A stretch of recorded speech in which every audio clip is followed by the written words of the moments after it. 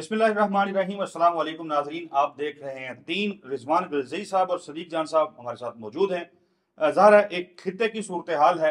Donald Trump जो है वो अपनी एक मीटिंग बुला के बैठे हैं जिसने बड़े अहम फैसले जो हैं मुस्तकबिल के हवाले से लेने हैं, लेकिन हम फोकस जो है वो अपने जो डोमेस्टिक खबरें हैं उसके ऊपर रखेंगे।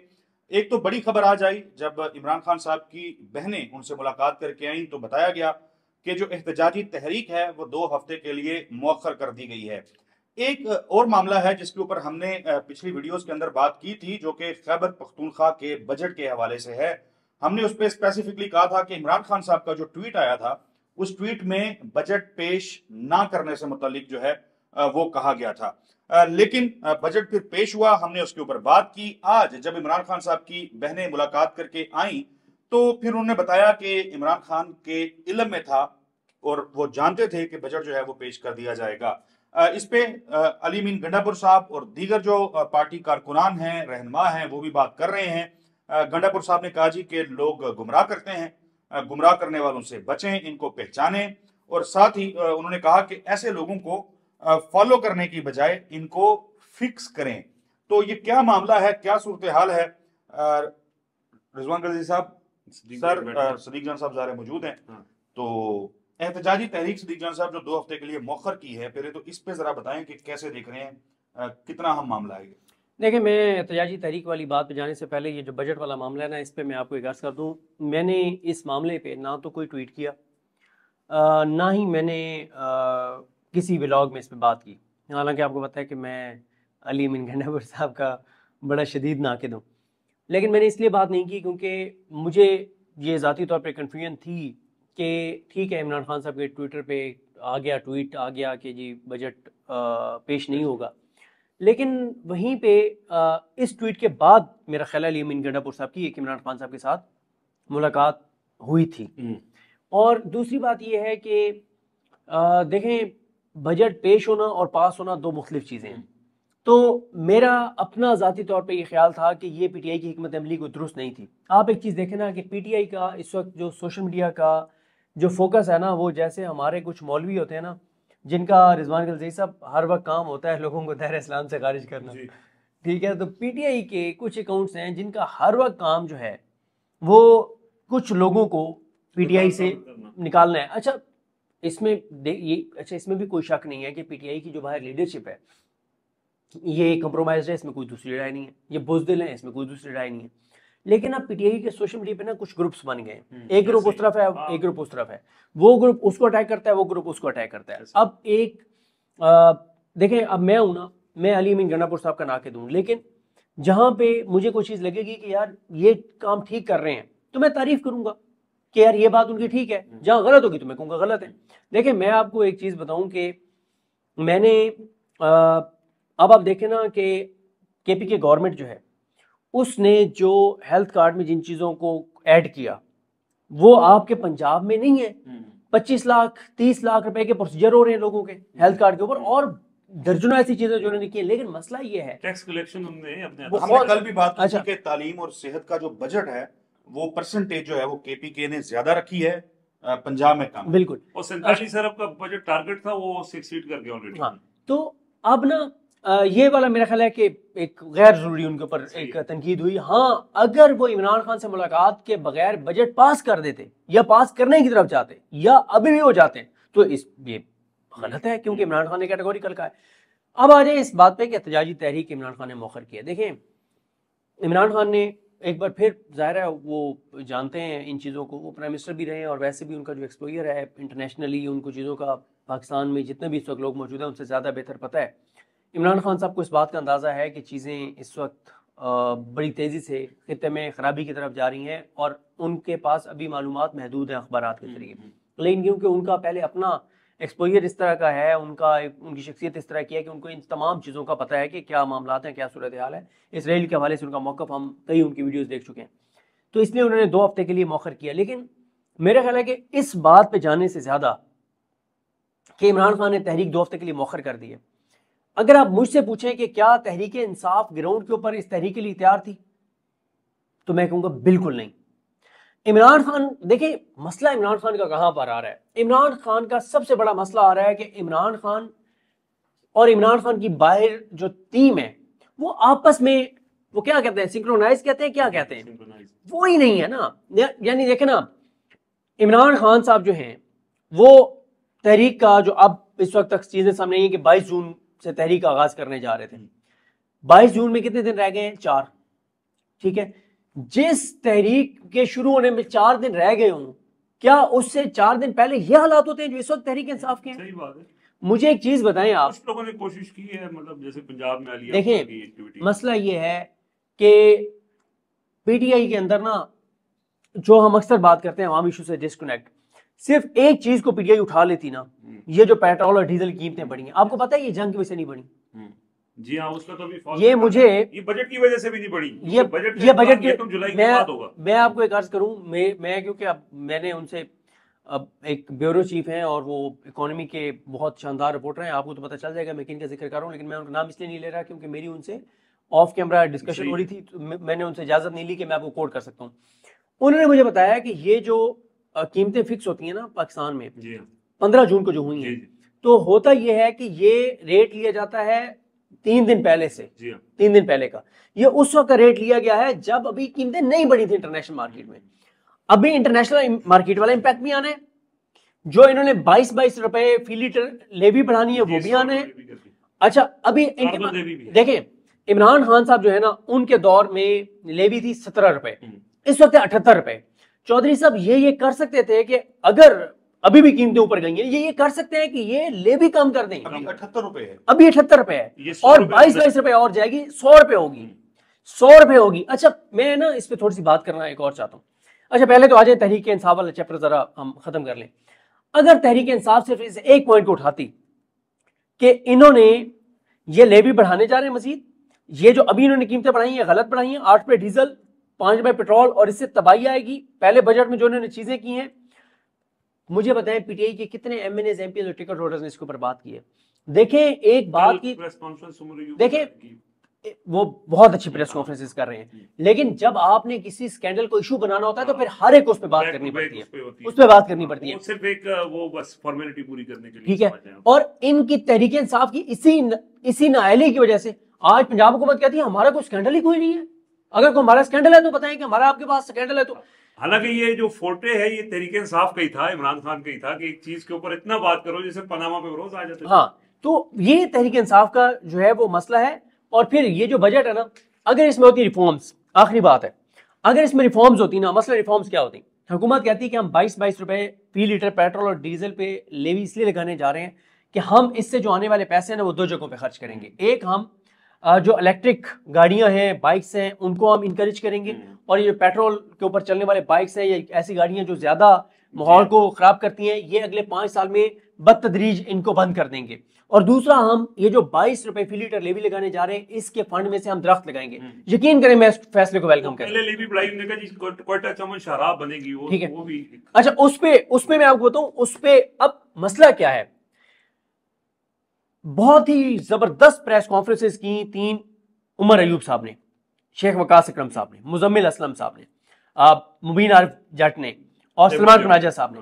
ठीक है, इन्होंने जो चीजें बताई हैं ना, वो चीजें पीटीआई ने बतौर जमात उनको आगे फॉलो अप नहीं किया, टेकअप नहीं किया। मसलन एक बड़ी इंपॉर्टेंट बात इन्होंने बताई कि जो बजट रखा था ना हुकूमत ने, तरक्याती बजट रखा था 2024-25 का, यानी जून 2024 से जून 2025 तक, उसमें से 952 अरब रुपए हुकूमत के पास बचे पड़े हैं।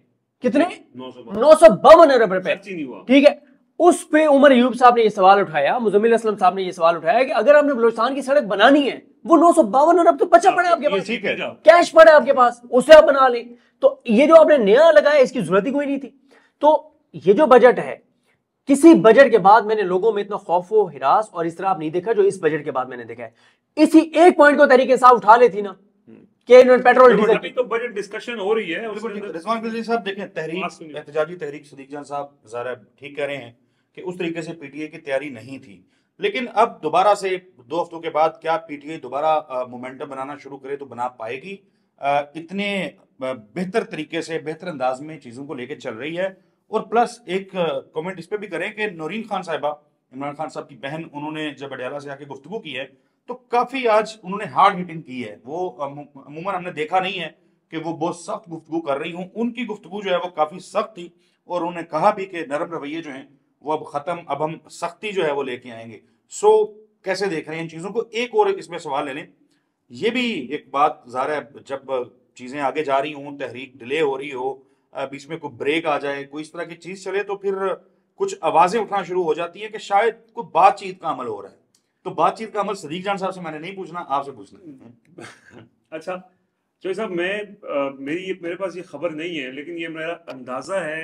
अंदाजा भी इसलिए है कि जिस तरह का पैटर्न मतलब हम देखते हैं ना कि बैकडोर चीजें हो रही होती हैं कुछ ना कुछ। मेरा अंदाजा ये है कि एक तो इमरान खान ने दो चीजें की ना, एक तो केपी बजट के ऊपर उन्होंने कहा कि जी पहले का पेश किया जाए और पेश ना किया जाए, और फिर अब उन्होंने कहा कि नहीं वो कह रहे पेश किया जाए और अब आगे देखेंगे जब मंजूरी का मरहला आएगा। दूसरा उन्होंने 2 हफ्ते के लिए तहरीक मौखर कर दी।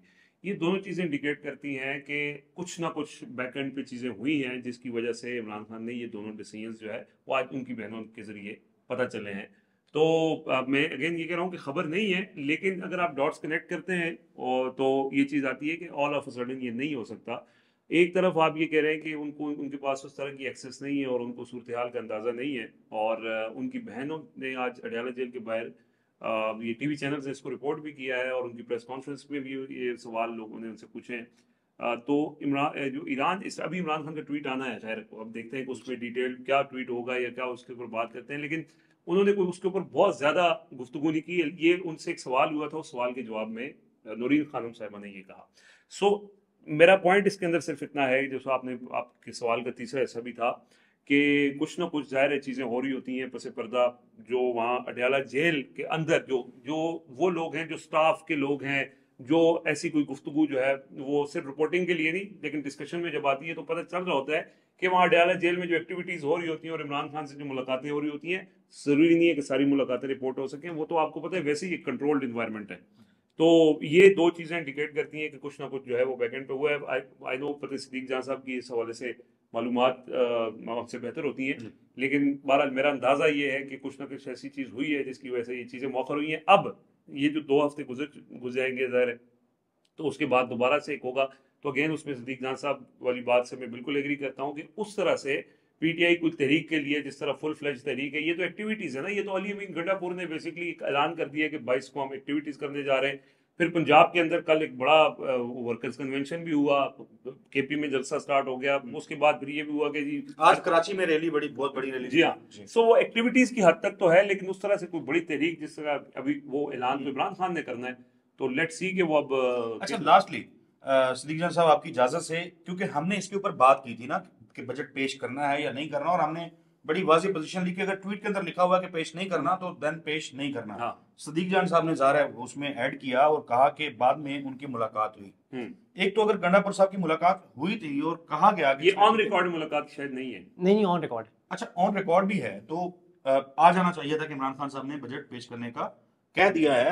हर प्लेटफॉर्म के ऊपर उनके अकाउंट्स मौजूद हैं। ये उनकी मीडिया डिपार्टमेंट से खबर आ जानी चाहिए थी ताकि उनकी पार्टी के अंदर भी जो लोग आवाज उठा रहे थे वो ना उठाएं। गंडापुर साहब का स्टेटमेंट है कि जिन लोगों ने हुकूमत के खिलाफ साजिश की, केपी की हुकूमत की बात कर रहे हैं, उन्होंने गुमराह किया, जिससे फोकस जो है वो हट जाता है। वो कहते हैं तमाम ऐसी बातें गुमराह करने के लिए हैं, हमारा लीडर एक है, गुमराह होने से बचें, ऐसे लोगों को पहचानें, फॉलो करने की बजाय इनको फिक्स करें। इस पे कमेंट कर दें फिर हम। सर मैं सिद्दीक जान साहब की बात से बिल्कुल एग्री करता हूँ कि वहाँ पे सोशल मीडिया को एक तो देखें ना, कोई भी कहते हैं कि power corrupts and absolute power corrupts absolutely. Social media जहाँ एक बहुत मौसर प्लेटफॉर्म है, वहीं पे आपके पास जब कोई अकाउंट ऐसा है जिसके पास ताकत है या जिसके पास इन्फ्लुएंस है, तो वो उस इन्फ्लुएंस को भी एक जिम्मेदारी के तहत अदा करे। वो शतरे बेमुहार नहीं हो सकता। तो पीटीआई के कुछ अकाउंट्स का ये प्रॉब्लम है, और वहाँ से वाज़े तौर पर जैसे कहा कि जी उनका काम है कि कुफर के फतवे लगाना, तो वो कुछ गैर जिम्मेदाराना काम होता है। आप उसको बेशक किसी भी नज़र से देखें, बट ये एक चीज़ है कि जिसको मैं बिल्कुल सिद्दीक भाई से एग्री करता हूँ कि सोशल मीडिया का प्रॉब्लम है और इसी वजह से ये सारी चीज़ें हो रही हैं। तो इसमें हम अली अमीन गंडापुर की साइड नहीं ले रहे, हम नहीं कह रहे कि वो बहुत देखें, लेकिन उनकी बात जो है वो किसी हद तक दुरुस्त है। देखें बात यह है, पीटीआई का जो सोशल मीडिया ना, अगर आम दिनों में वो लड़ रहा हो ना आपस में तो कोई इशू नहीं है। पीटीआई के सोशल मीडिया को शायद इस बात की रियलाइजेशन नहीं है कि ये जो दिन गुजर रहे हैं ये इमरान खान की ज़िंदगी के मुश्किल तरीन दिन है। यस, क्योंकि इमरान खान लड़ाई को जिस सतह पे ले गए हैं तो ये इमरान खान के लिए बहुत ही सेंसिटिव टाइम है। मैं आपको बता चुका हूँ कि पीटीआई के एक रूपोश लीडर से मेरी बात हुई, उन्होंने कहा कि पहली मर्तबा मुझे ये लग रहा है कि हमें चीज़ों को इतना दबाव बढ़ाना चाहिए कि खुदा न खास्ता वो चीज़ें ना हो जिसके खदशात का इजहार किया जाता है। यानी इस हद तक वो ये समझते हैं कि पहली बार उनको ये लगता है कि चीज़ें बहुत ज़्यादा। इस मौके पे बजाय इसके कि पीटीआई का सोशल मीडिया पूरा एक तहरीक और इन चीज़ों का मोमेंटम बना रहा हो हुकूमत के अगेंस्ट, इंटरनल लड़ाइयाँ पीटीआई के सोशल मीडिया पे बहुत ज़्यादा हो गई हैं क्योंकि ग्रुप्स बहुत ज़्यादा बन गए। और उसमें क्या है, अब आप मुझे बताएं ना, इस पे खैर अलीमा खान इस पे भी बात कर चुके हैं, इस पे मेरी ना एक दोस्त पता नहीं कौन थे, उससे बड़ी तफसील से बात हुई। जब अली अमीन गंडापुर ने बयान दिया इस्लामाबाद हाई कोर्ट के बाहर कि अब हम जब आएंगे तो हम असले के साथ आएंगे और गोली के बदले गोली, और ये वो सारा, ठीक है, उस पे पीटीआई का सोशल मीडिया ने 90% अली अमीन को टारगेट किया। अब आप मुझे बताएं कि अली अमीन अगर ये बात ना करता तो क्या बात करता, क्या बात करता? ये कहता कि हम आएंगे भाई आपने जाहिर है एक इस्लामाबाद आना तो खैर वैसे ऑन नहीं है ना, मैं आपसे इत्तेफाक नहीं करता। हमने इसके ऊपर बात की है, हमारे ख्याल में ये गैर जरूरी अमल था। हाँ। और इसलिए गैर जरूरी था कि इसका फायदा हुआ, और वो एक देखे ना, मौका चाहिए गवर्नमेंट को रोकने का ना कि आप मुजाहिरीन को क्यों रोके। तो और खास तौर पे जब हम ये बात कर रहे होते हैं कि आम आदमी जो है उसको शामिल किया जाए, तहरीक में लाया जाए, तो बहुत सारे लोग जो है और ये सारी चीजें। बहरहाल सदीक खान साहब बहुत शुक्रिया आपके कीमती वक्त के लिए। रिजवान गलीजी साहब आपका भी शुक्रिया। नाजरीन अगली वीडियो में मुलाकात होगी, तब तक के लिए हमें इजाजत दीजिए। अल्लाह हाफिज। इसमें तो सिर्फ बात करेंगे सुप्रीम कोर्ट ऑफ पाकिस्तान की, जो आज 11 जजेस के ज़मीर पर 10 वार किए हैं फैसल सिद्दीकी साहब ने। लेकिन इसके बाद जो वीडियो है उसमें बात करेंगे कि सानिया मॉडल टाउन को आज 11 साल मुकम्मल हो गए हैं। आज तक पाकिस्तान की अदालतें कातलों को, दरिंदों को कैफरे किरदार तक नहीं पहुँचा सकी, सज़ा नहीं दे सकी, इंसाफ नहीं दे सकी सानिया मॉडल टाउन के जो शोधा हैं उनको। और सुप्रीम कोर्ट ने एक फ़ैसला दिया था, उस पर भी अमल दरामद नहीं हुआ। उस वाले से डॉक्टर ताहिरुल कादरी साहब का आज भी एक ट्वीट आया जिसमें उन्होंने बताया कि सुप्रीम कोर्ट ने कब जो है वो एक फ़ैसला दिया जिस फ़ैसले पे आज तक जो है वो अमल दरामद नहीं हुआ। और लाहौर हाई कोर्ट का किरदार ख़ास तौर पे बहुत ही ज़्यादा इस मामले में शर्मनाक रहा है। और कई बार बैंक टूटे, नए बने, लेकिन आज तक फ़ैसला नहीं हो सका। दूसरा जो है वो आपको पता ही है कि ट्विटर पे तो मैं मुसलसल उस पर बात कर रहा हूँ ईरान और इसराइल की वॉर के हवाले से, और इसराइल जो बर्बरियत कर रहा है, जो दरिंदगी कर रहा है, और ईरान जिस तरह से रिस्पॉन्ड कर रहा है। आज इस्लामाबाद में 3 इवेंट्स थे, और एक हमारे दोस्त जो हरमीत सिंह हैं जो जर्नलिस्ट हैं वो, और रज़ी ताहिर साहब, उन्होंने एक इवेंट निगाली होटल में किया हुआ था। उसमें भी आज ईरानी सफ़ीर ने बड़ा ज़बरदस्त खिताब किया, और अमीर अब्बास साहब ने, दीगर शुरकान अल्लामा राजा नासिर अब्बास साहब ने एक इवेंट जामिया इमाम सादिक G9 में था, उसमें ख़ासी बात हुई इसराइल के हवाले से, इसराइल के ख़िलाफ़ और ईरान के हक़ में। और फिर आज एक रैली भी थी, जो रैली थी प्रेस क्लब से जो है वो चाइना चौक तक, और उसमें भी बड़ी तादाद में लोगों ने शिरकत की, पाकिस्तान के शहरियों ने शिरकत की, और बहुत ज़्यादा बात हुई। तो उस पर खैर ईरान के हवाले से नेक्स्ट वीडियो में बात करेंगे। और ईरान की सपोर्ट की जो एक सबसे बड़ी वजह है वो ये है कि ईरान वो वाहिद इस्लामी मुल्क है जो इस वक्त इसराइल से मज़लूम फ़लस्तीनियों का बदला ले रहा है, जो अटैक कर रहा है इसराइल को, जो इसराइल से बदला ले रहा है। खैर अब आते हैं सुप्रीम कोर्ट ऑफ पाकिस्तान पर। सुप्रीम कोर्ट ऑफ पाकिस्तान में बड़ी तेज़ी से अब समाअत आगे बढ़ रही है। जो 11 जजेस सुन रहे हैं, मखसूस नशिस्तों का केस है। एक बात आपको ये जहन में होनी चाहिए कि सुप्रीम कोर्ट की छुट्टियां हो चुकी हैं, लेकिन ये 11 जजेस अपनी छुट्टियां जो है वो नहीं कर रहे, छुट्टियों पे नहीं जा रहे। और ये जजेस ने, अगर ये नून लीग और पीपल्स पार्टी हुकूमत का ये केस ना होता तो ये जजेस छुट्टियों पर होते। ये जजेस कभी भी आम आदमी के केसेस के लिए छुट्टियां अपनी मनसूख ना करते। हालांकि पाकिस्तान की जेलों के अंदर जो जगह है उससे कई गुना ज़्यादा लोग हैं। गर्मी आप देख रहे हैं, हालात आप देख रहे हैं, सूरत हाल आप देख रहे हैं। और इसी तरह से अगर इमरान खान का केस हो तो 2 में से एक जज जो है उसको कोई इमरजेंसी हो जाती है, वो छुट्टी पे चला जाता है, और 11 जून को केस नहीं होता और 26 जून पड़ जाती है। लेकिन जहां पे पीटीआई के खिलाफ एक फैसला आने जा रहा है और नून लीग और पीपल्स पार्टी के हक में एक फैसला आने जा रहा है, वहां पे 11 के 11 जजेस जो हैं वो ईद के बाद आ गए हैं। ना कोई बीमार हुआ है, ना किसी के घर में अल्हम्दुलिल्लाह कोई इमरजेंसी हुई है, ना किसी की फैमिली में कोई इशू हुआ है। 11 जजेस पूरी कमिटमेंट के साथ अल्हम्दुलिल्लाह जो है वो इंसाफ ना सिर्फ करने के लिए बैठे हुए हैं, बल्कि इंसाफ होता हुआ नजर भी आपको आ रहा होगा और आएगा भी सही। और ये 11 जजेस जो हैं वो बैठे हुए हैं। और आज जो है वो बड़ा एक मौके के ऊपर बड़ी एक तकलीफ दी सूरत हाल थी कि जब फैसल सिद्दीकी साहब बार बार कह रहे थे कि आपका एक फैसला सुप्रीम कोर्ट ऑफ पाकिस्तान का फैसला, भूल जाए इस बात को कि ये पीटीआई के हक में फैसला था, लेकिन सुप्रीम कोर्ट का फैसला है, उस पर अमल दरामद नहीं हुआ। एक जज की जरूरत नहीं हुई कि वो जज बोल के कहता कि हाँ हमारे फैसले पे अमल दरामद नहीं हुआ। जजिस की आंखों में खौफ, जजिस के चेहरों पर बेबसी, यह है वो पाकिस्तान की सुप्रीम कोर्ट, 25 करोड़ के मुल्क की सुप्रीम कोर्ट के वो जज जिनके अंदर इतना खौफ है कि किसी जज की हिम्मत ही नहीं हुई कि वो चू चुना भी कर दे और बात कर दे कि हाँ यार हमारे फैसले पे अमल दरामद नहीं हुआ। इस खौफ के साथ कैसे सुप्रीम कोर्ट चलेगी? इस खौफ के साथ कैसे पाकिस्तान चलेगा? और मैं आपको बताऊं, ये जो केस ये 11 जज बैठ के सुन रहे हैं इस वक्त, बड़ी तेजी से 27वीं आईनी तरमीम के ऊपर काम हो रहा है, और 27वीं आईनी तरमीम के ऊपर काम करने वाली एक जो शख्सियत है उनको एक और तगड़ी वजारत भी शायद आने वाले चंद दिनों या हफ्तों में मिल जाए, क्योंकि इतनी ज़्यादा उनसे खुश है उनसे ये निज़ाम खुश है, उनको शायद एक और वजारत भी, तगड़ी वजारत उनको मिल जाए, क्योंकि एक तगड़े वजीर हैं, शायद वो अपनी वजारत छोड़ दें क्योंकि उनके पास एक और पोर्टफोलियो। तो वो वजारत भी इन जो किरदार हैं उनमें से एक किरदार को शायद मिल जाए। 3 किरदार इस वक्त जो है वो 27वीं आईनी तरमीम के ऊपर काम तेजी से जारी रखे हुए हैं, और वो ये बात नून लीग के वजीर आराम से बैठ के आपको बताते हैं कि ये अमीनुद्दीन खान और जमाल खान मंदुखेल और ये मोहम्मद अली मज़हर और हसन अजहर रिजवी और शाहिद बिलाल हसन, मुसरत हिलाली, आमिर फारूक और अली बाकर नजफी, ये सारे बैठ के जो केस सुन रहे हैं, ये फैसला नून लीग के हक में आएगा, हुकूमत के हक में आएगा, और इसके तहत मखसूस नशिस्तें जो है वो मिल जाएंगी नून लीग और पीपल्स पार्टी को और MQM को और मौलाना फजल रहमान को, और फिर हम 27वीं आईनी तरमीम ले आएंगे। तो बस ये सुप्रीम कोर्ट के फैसले का इंतजार है। तो जजेस छुट्टियां अपनी मनसूख करके, कैंसिल करके नून लीग और पीपल्स पार्टी का केस सुन रहे हैं, आम आदमी का नहीं, नून लीग और पीपल्स पार्टी का केस सुन रहे हैं, रिव्यू क्योंकि उनका है। और दूसरा, डेली सुन रहे हैं, रोजाना सुन रहे हैं, तसल्ली से सुन रहे हैं, और नून लीग पहले बता रही है कि फैसला हमारे हक में आना और उसके बाद 27वीं तरमीम आ जाएगी। तो मैं आपको एक चीज बता दूं कि ये जो सुप्रीम कोर्ट के जजेस बैठ के केस सुन रहे हैं, अगर जो कि नजर भी आ रहा है कि नून लीग दावा कर रही है, बता रही है कि हमारे हक में फैसला आएगा, तो जाहिर है इन जजेस को, ये जो आईनी बेंच में बैठे हुए हैं, इनको सिलेक्ट ही नून लीग और पीपल्स पार्टी ने किया है जुडिशल कमीशन में बैठ के।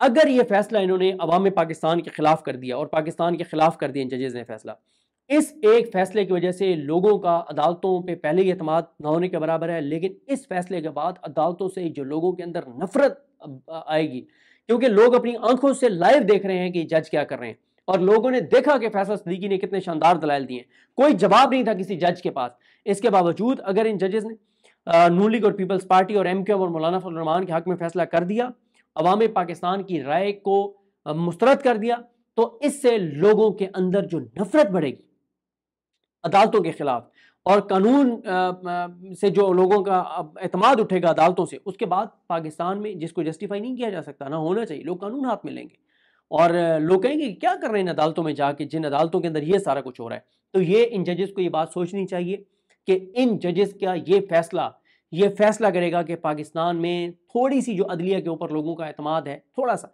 वो रहेगा या वो भी ख़त्म हो जाएगा, और उसके बाद इस मुल्क में जंगल का कानून होगा, जिसकी लाठी उसकी भैंस होगी, जो कि मुल्क के लिए ठीक नहीं है, ना ही किसी को कानून हाथ में लेना चाहिए। ये वक्त गुजर जाएगा, अल्लाह ताला पाकिस्तान पर करम करेगा, कानून की हुक्मरानी आएगी इंशाल्लाह। और मैंने तो ये बात कही है, मैंने तो ट्वीट किया है, कुछ लोग कह रहे हैं वो AI जनरेटेड है वीडियो, जिसमें ईरान में एक आदमी को, 2 आदमियों को मुख्तलिफ 2 मिज़ाइलों के साथ बांधा हुआ है, जिसमें ये तासुर दिया गया कि जो इसराइल की तरफ मिज़ाइल फायर किए जा रहे हैं, तो जो गद्दार हैं ईरान के अंदर, उन गद्दारों को उन मिज़ाइलों के साथ बांध के और इसराइल की तरफ रवाना किया जा रहा है। ज़ाहिर है वो तो जैसे ही अगर मिज़ाइल उड़ेगा तो वैसे ही उसने उस जो गद्दार है अगर उसको वाकई बांधा हुआ है और AI जनरेटेड वीडियो नहीं है, तो तस्वीर नहीं है, तो उसकी तो वैसे उसका काम तमाम हो जाना है। तो मैं ये समझता हूँ कि पाकिस्तान में भी जब भी कानून की हुक्मरानी आनी है, और वो आएगी इंशाल्लाह आएगी, तो गद्दारों की एक लिस्ट बननी चाहिए, और उन गद्दारों को चाहे मीडिया से हो चाहे कहीं से भी हों, और उन गद्दारों को भी इस तरह की सजाएं दी जाएं कि फिर मुल्क के अंदर एक मैसेज आए कि जो भी पाकिस्तान को कमज़ोर करेगा तो उनके साथ ये सलूक होगा। अब ज़रा बात करते हैं फैसल सिद्दीकी साहब ने जो इन 11 जजेस के ज़मीर पर 10 वार किए हैं, इनके ज़मीर जगाने की कोशिश की। और मैं एक चीज़ आपको बता दूं कि ये जज अगर नून लीग पीपल्स पार्टी, मौलाना और MQM के हक में फ़ैसला करते हैं, ये 10 चीज़ें जो फैसल सिद्दीकी साहब ने आज कंक्लूड की हैं, ये इन जजेस का हमेशा पीछा करेंगी। और जो अलीमा खान साहबा ने कहा, उन्होंने कहा कि जो जज भी शैतानी किरदार अदा कर रहे हैं, लोग इनकी आने वाली 10 नस्लों को भी नहीं भूलेंगे। ये बात दुरुस्त है। कोई मीडिया से हो पाकिस्तान को कमज़ोर करने का किरदार अदा कर रहा हो, कोई जुडिशरी से हो, कोई किसी भी शोबे से हो जो पाकिस्तान को कमज़ोर कर रहा है, तो वाकई उसकी आने वाली 10 नस्लों को लोग नहीं भूलने चाहिए। लोगों को याद रहना चाहिए कि ये वो लोग हैं जिन्होंने पाकिस्तान को जो है वो कमज़ोर किया था। फैसल सिद्दीकी साहब ने एक तो आज आगाज में उनसे पूछा गया कि आप कब दलाइल खत्म करेंगे। इतनी जल्दी है इन जजों को, इतनी जल्दी है कि बस मुकाओ काम, ताकि हम नून लीग को सीटें दें, पीपल्स पार्टी को सीटें दें और जाए हम छुट्टियां करें मजे से। कोई किसी मुल्क जाएगा, कोई किसी मुल्क जाएगा। अवाम के अंदर नफरत, इस तरह गुस्सा बढ़ेगा। लेकिन ये जज कोई अमेरिका जाएगा, कोई यूके जाएगा, घूमेंगे फिरेंगे, अपनी बच्चों के साथ अयाशियां करेंगे। अच्छा, तो फैसल सिद्दीकी साहब को शुरू में उन्होंने कहा जी कितनी देर है, तो उन्होंने कहा आज कंक्लूड कर लूंगा, और उन्होंने कंक्लूड कर लिया। फैसल सिद्दीकी ने अमीनुद्दीन खान को कहा, हाजी अमीनुद्दीन खान को कहा, जो अभी हज करके आए हैं, जस्टिस अमीनुद्दीन खान, तो उन्होंने हाजी अमीनुद्दीन खान साहब को कहा कि आपने जो इख्तिलाफी नोट में आर्टिकल 187 के बारे में जो लिखा, मुकम्मल इंसाफ के बारे में, हुकूमत ने उसी के मुताबिक आइन में जो है वो तब्दीली कर दी और तरमीम कर दी है मुकम्मल इंसाफ के हवाले से। अमीनुद्दीन खान साहब ने उनको कहा कि फिर आप कहते हैं कि आप पर वही उतरी है, तो लेकिन मैं कि आप वो उन्होंने फैसल सिद्दीकी साहब ने कहा ना कि मैं अभी बात शुरू नहीं करता और आप पहले उसको निगेट कर देते हैं।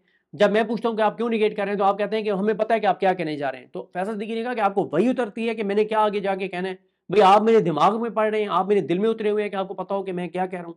तो उस पर उन्होंने कहा फैसल सिद्दीकी साहब को, अमीनुद्दीन खान साहब ने, कि फिर आप कहते हैं कि हमारे ऊपर वही उतरती है, लेकिन आप जो बात कर रहे हैं ये बात ऐसे नहीं है।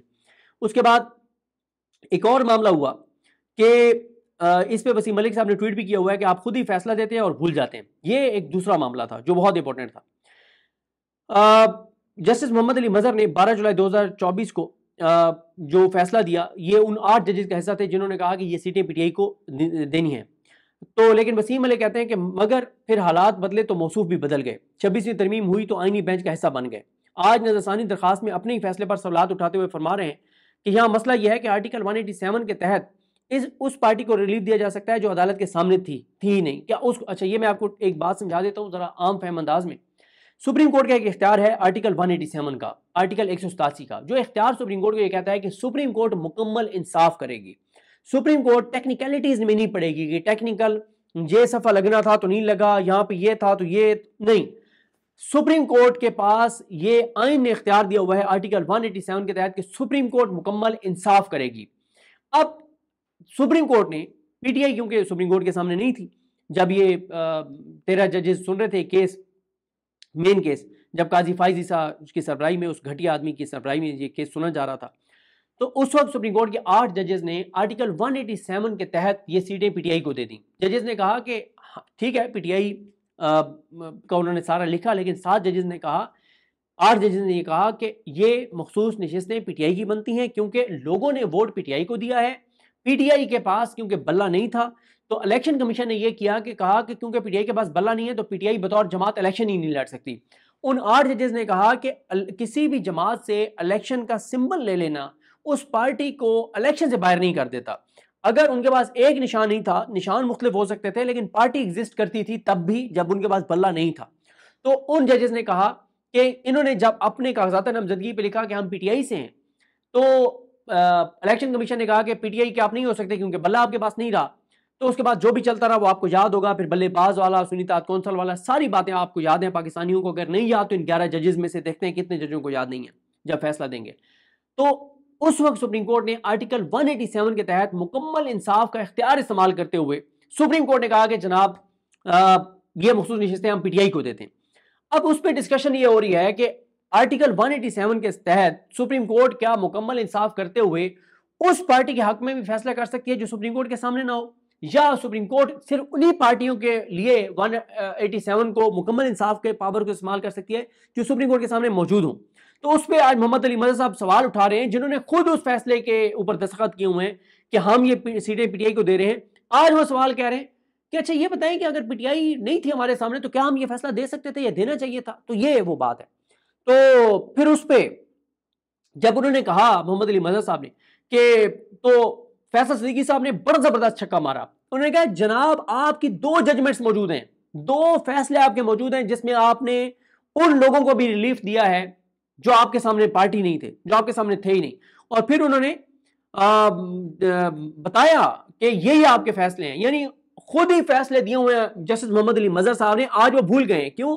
क्योंकि मोहम्मद अली मजहर साहब जो हैं, ये वैसे तो उन्होंने चीफ जस्टिस पाकिस्तान नहीं बनना, लेकिन 26वीं आईनी तरमीम के तहत हुकूमत ये कह रही है कि आगे चीफ जस्टिस पाकिस्तान जो है ये अमीनुद्दीन खान, ये अपना मोहम्मद अली मजहर साहब चीफ जस्टिस पाकिस्तान भी बन सकते हैं और ये आईनी बेंच के सरबराह भी बन सकते हैं। दोनों चीज़ें नून लीग इनसे बड़ी राजी है, बहुत राजी है इनसे। और नून लीग खुद बताती फिर रही है कि मोहम्मद अली मजहर और हसन नजर रिजवी जो उन 8 जजेस का हिस्सा थे जिन्होंने मखसूस नशिस्तें तहरीक इंसाफ को दी थी, ये दोनों अपना फैसला बदलेंगे। उसके बाद अमीनुद्दीन खान साहब कहते हैं, अमीनुद्दीन खान साहब से फैसल सिद्दीकी साहब ने कहा कि आप ये कह सकते हैं, आप ये कह सकते हैं कि मैं तो टेक्निकल चीज़ों पर फैसला करूंगा, आप अपने नुक्ता नज़र के साथ खड़े रहे, लेकिन मैं बसद एहतराम कहूंगा कि आपने इंसाफ नहीं किया। यानी आपने जो फैसला दिया टेक्निकलिटीज़ के ऊपर, टेक्निकल चीज़ों के ऊपर, आपने कहा कि एक सीट भी पीटीआई को नहीं मिलनी चाहिए, सारी सीटें नून लीग और पीपल्स पार्टी को मिलनी चाहिए। तो उन्होंने कहा कि आप टेक्निकल चीज़ों के मुताबिक आपने फैसला दिया। वो जो ये 13 में से 2 जज थे ना, ये और नईम अख्तर अफगान। लेकिन फैसल सिद्दीकी ने कहा कि आपने इंसाफ नहीं किया, बसद एहतराम मैं कह रहा हूं। फिर उन्होंने कहा कि बहुत जबरदस्त मिसाल दी फैसल सिद्दीकी ने।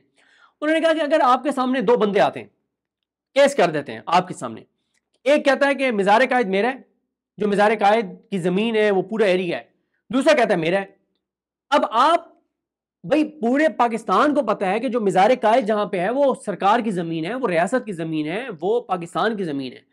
अब क्या आप ये फैसला देंगे क्योंकि हम हुकूमत हमारे सामने पार्टी नहीं है तो हमने इन 2 में से ही दलाइल सुन के किसी एक के हक में फैसला देना है कि मिज़ार कायद इसका है? उन्होंने कहा आप नहीं कर सकते भाई। अगर एक चीज आपको पता है कि वो उन दोनों की नहीं है तो फिर आप उसको देंगे जिसकी है, आप उसके हक में फैसला करेंगे जिसके हक में बनता है। तो अमीनुद्दीन खान साहब कहते हैं नहीं, मोहम्मद अली मजहर साहब इस वक्त कह रहे हैं नहीं नहीं नहीं नहीं नहीं, हमने तो उन्हीं के दरमियान फैसला करना है जो हमारे साथ है। तो यही फैसल सिद्दीकी साहब ने कहा कि आप फिर उन 2 में से किसी को दे देंगे मिज़ार कायद। भाई आप कहेंगे ना ये पाकिस्तान की प्रॉपर्टी है, पाकिस्तान की अवाम की प्रॉपर्टी है, ये रियासत पाकिस्तान की प्रॉपर्टी है, आप उन 2 में से एक को थोड़ी दे देंगे। तो उसके बाद उन्होंने कहा कि एक और बात की फैसल सिद्दीकी साहब ने, उन्होंने कहा कि अगर कोई इस अदालत पर आकर कब्जा कर ले और 40 साल तक कोई कब्जा वागजार ना करवाए, छुड़वाए नहीं, तो क्या सुप्रीम कोर्ट उन काबजीन की हो जाएगी इस दलील पर कि क्योंकि कोई कब्जा छुड़वाने नहीं आया तो अब सुप्रीम कोर्ट उन काबजीन की हुई, उन कब्जा करने वालों की। बड़ी जबरदस्त उन्होंने बात की। फिर उन्होंने अमीनुद्दीन खान साहब ने कहा उनको, फैसल सिद्दीकी साहब को, कि आपके मुताबिक तो हाई कोर्ट भी गलत है, इलेक्शन कमीशन भी गलत है, सब गलत थे, आप गलत नहीं थे, यानी पीटीआई गलत नहीं थी, सुन्नी ताकत कौंसिल गलत नहीं थी।